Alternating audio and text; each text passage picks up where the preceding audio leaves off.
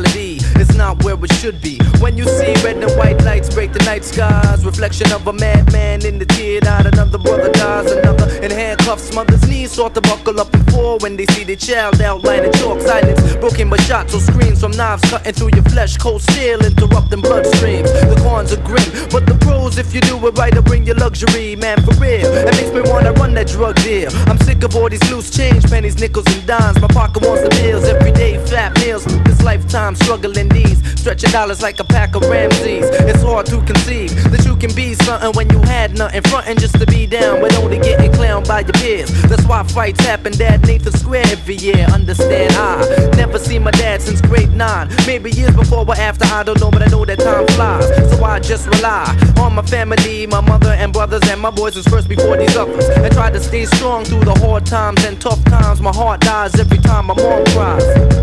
21 years of my lifetime. All my life I kept my eyes on the prize.